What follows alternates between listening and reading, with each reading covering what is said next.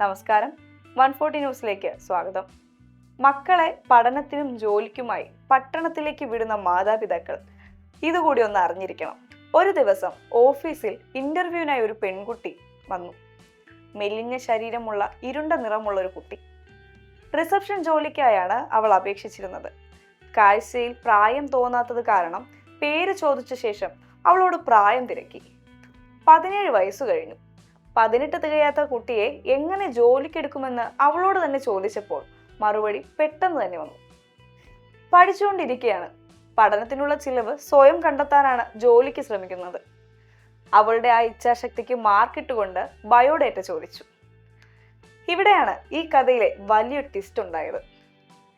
Hand ബാഗിൽ നിന്ന് biodata എടുക്കുന്നതിനിടെ എന്തോ ഒന്ന് താഴേക്ക് വീണു.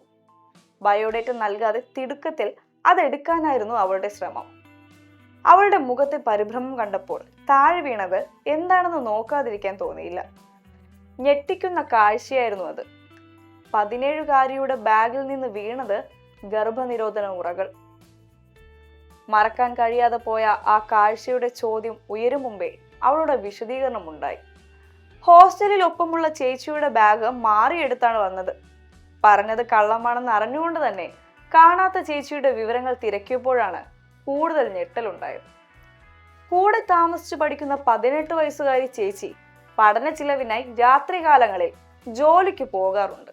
ജോലിക്കായി കൂട്ടിക്കൊണ്ടു പോകുന്നവരുടെ തോതനുസരിച്ച് 10,000 മുതൽ 25,000 വരെ കിട്ടും ഒരു രാത്രിയിലെ ജോലിക്ക്. തീർന്നില്ല കാര്യങ്ങൾ.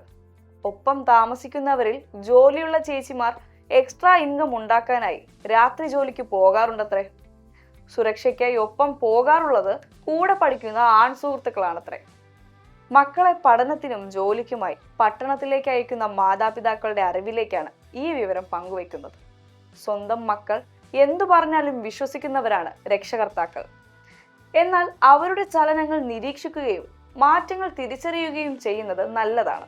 സ്വന്തം മകളും മകനും രാത്രി ജോലിക്ക് പോയി കഷ്ടപ്പെട്ട് പണം സമ്പാദിക്കുന്നവരായി മാറാതിരിക്കാൻ രക്ഷകർത്താക്കളുടെ മനസ്സും നോട്ടവും അവരോടൊപ്പം ഉണ്ടാവണം.